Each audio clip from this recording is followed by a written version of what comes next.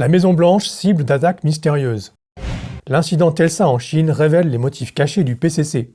Les 4 grandes familles hongkongaises dans le viseur du PCC. Les stars chinoises du cinéma s'inquiètent du contrôle du gouvernement.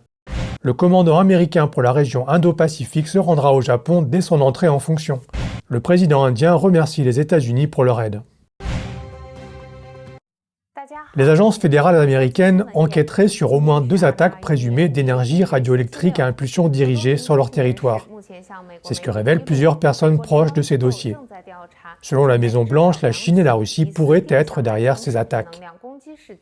En novembre dernier, un fonctionnaire du Conseil national de sécurité a été pris de nausées dans les jardins de la Maison-Blanche.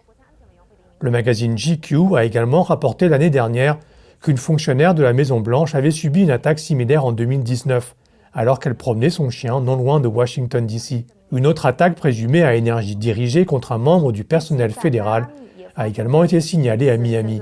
Les responsables de l'enquête y voient les symptômes du syndrome de la Havane. C'est en effet à la Havane que plusieurs membres du personnel de l'ambassade des États-Unis ont souffert pour la première fois de maux de tête, d'acouphènes et de vertiges inexpliqués. Depuis 2016, certaines victimes en ont même développé des maladies chroniques. Des enquêtes suggèrent que ces mystérieuses lésions cérébrales sont probablement le résultat d'une forme d'appareil d'énergie à radiofréquence dirigée. Le département de la Défense affirme que la menace d'attaque de ce genre est en augmentation dans le monde entier, notamment en Europe, aux États-Unis et au Canada. Les incidents de telles attaques contre le personnel militaire américain sont également en augmentation. Bien que les enquêtes ne soient pas encore terminées, il est possible que le Parti communiste chinois ou la Russie en soient les auteurs. En Chine, il est notoire qu'au cours des dernières années, de nombreux visiteurs et dissidents ont affirmé avoir été persécutés par le Parti communiste chinois à l'aide d'armes sonores ou à micro-ondes, occasionnant des dommages physiques et psychologiques, mais n'ayant aucun recours, ils sont vite soupçonnés de paranoïa ou de maladie mentale. L'affaire Tesla fait beaucoup parler sur l'Internet chinois et a même entraîné une intervention très remarquée du Parti communiste. On pense que le Parti communiste s'en prend à Tesla pour l'évincer du marché chinois et obtenir sa technologie. Yu Mao-chun, chercheur dans un groupe de réflexion américain, y voit une raison supplémentaire. La participation de Tesla au programme spatial américain et le fait que l'entreprise détienne des secrets liés à la sécurité nationale américaine intéresse le PCC au plus près. Yu précise que cette approche à l'égard des entreprises étrangères est typique du PCC. Contrôler l'opinion chinoise, le sentiment xénophobe et anti-américain et faire pression sur les entreprises américaines. Le parti, dit-il, contraindra Tesla à partager ses technologies et ses secrets de fabrication. Il interdira également que les fonds investis en Chine quittent le pays et il pourra même exiger que Tesla fournisse des informations sur son programme spatial mené en coopération avec le gouvernement américain. La Voix de l'Amérique rapporte que M. Musk est également responsable d'environ 2/3 des missions de lancement de la NASA. En outre, son entreprise SpaceX a également remporté un important contrat avec le Pentagone pour devenir un fournisseur de systèmes d'alerte de missiles pour l'armée américaine, ce qui constitue un élément important de la sécurité nationale américaine. Le groupe Chung Kong, que possède l'homme le plus riche de Hong Kong, Li Ka-shing, a procédé à une rare divulgation complète de l'ensemble de son portefeuille immobilier. Selon le quotidien hongkongais Apple Daily, cette révélation vise à faciliter un plan de rachat de 19,4 milliards de dollars. Le rapport donne les estimations et les loyers de toutes les propriétés de Li Ka-shing et de son fils, Lee Tsar-Kwai, notamment à Hong Kong, en Chine, au Royaume-Uni et en Australie. Le journaliste de Apple Daily, M. Fouillon, souligne qu'il n'était pas nécessaire de divulguer ce type d'informations pour prétendre à l'octroi de projets publics. La raison serait tout autre, envoyer un signal important au monde extérieur et peut-être même au Parti communiste chinois.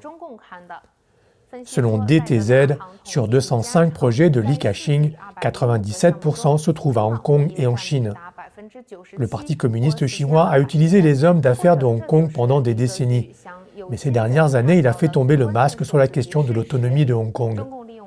D'une part, le Parti communiste chinois utilise l'influence des magnats de Hong Kong tels que Li Ka-shing, mais en même temps, il cherche à les marginaliser sur la scène politique. Selon Bloomberg, les 4 familles les plus riches de Hong Kong, les familles Kwok Tai-sing, Li Shaoqi, Li Ka-shing et Chang Yu-tung, ont été ciblés par Pékin, qui craint qu'ils ne deviennent les prochains Jack Ma et soient difficiles à contrôler. Après les manias de Hong Kong, les artistes populaires de la Chine continentale s'inquiètent à leur tour. Le 26 avril, l'ancien petit ami de l'actrice Zhang Shuang a publié une vidéo sur WeChat révélant que celle-ci était soupçonnée d'avoir signé de faux contrats de travail. La vidéo comprend des transcriptions de WeChat de Zhang Shuang, des enregistrements vocaux de conversations qu'elle a eus avec son père et sa mère. Les transcriptions montrent qu'elle a signé un contrat de prestation publique de 48 millions de yuan pour un film. En réalité, sa rémunération était de 112 millions de yuan, versés sur le compte d'une société au nom de sa mère.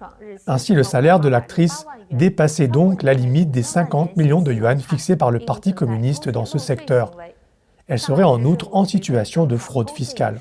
Le Bureau de l'industrie cinématographique a également lancé une enquête sur le rapport entre les coûts de production et la rémunération des acteurs. Selon les sources d'information, l'avis d'enquête émanait d'une demande du ministère de la Propagande du PCC, de l'Administration générale des impôts et de l'Administration générale de la radio et de la télévision. Le public se demande si Zhang Shuang va bientôt connaître le même sort que Fan Bingbing. Récemment, d'autres célébrités ont fermé leurs maisons de production les uns après les autres. Un analyste des valeurs boursières de la Chine continentale a également déclaré dans une interview accordée au Daily Economic News un certain nombre de stars pourraient subir une enquête sévère, ce qui entraînerait une incertitude dans la vente et la sortie des séries ou des films pour les sociétés de tournage cotées en bourse. Le commandant américain de la zone Indo-Pacifique se rendra au Japon juste après avoir pris ses fonctions. Il souhaite discuter des actions à mener contre le Parti communiste chinois dans la région. Le nouveau chef du commandement Indo-Pacifique américain, l'amiral John Aquilino, est un ancien commandant de la flotte du Pacifique. Selon un rapport exclusif de la chaîne japonaise Kyodo News, Aquilino se rendra au Japon fin mai pour discuter de l'intensification de la pression militaire chinoise sur Taïwan, ainsi que des mesures de dissuasion contre la Chine. En outre, la partie japonaise coordonnera également une réunion entre Aquilino et le Premier ministre, Kan Yoshihide. Le rapport souligne que cette visite, qui intervient immédiatement après son entrée en fonction, démontre la forte coopération et l'alliance entre le Japon et les États-Unis. Outre la situation dans le détroit de Taïwan, il s'engagera également dans une série de discussions avec la partie japonaise sur l'entrée successive de navires officiels chinois dans les eaux territoriales japonaises autour des îles Diaoyu.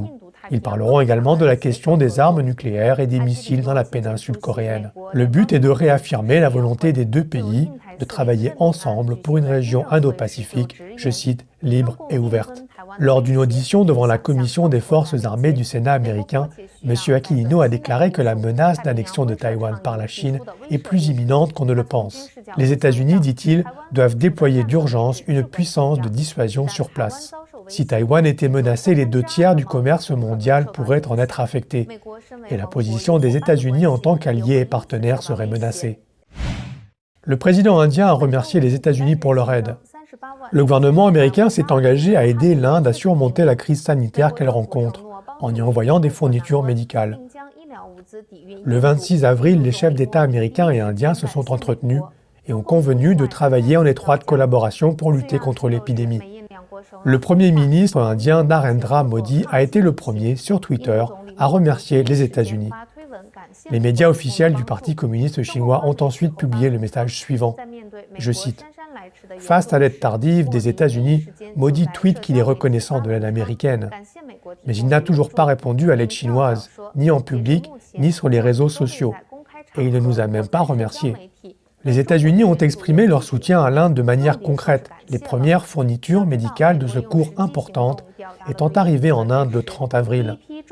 Mais le Parti communiste chinois, qui revendiquait haut et fort son aide à l'Inde, a demandé à Sichuan Airlines de suspendre ses vols vers l'Inde pendant 15 jours, a augmenté de 35 à 40% le prix des fournitures médicales commandées par l'Inde et les frais d'expédition dépassaient dorénavant les 20%.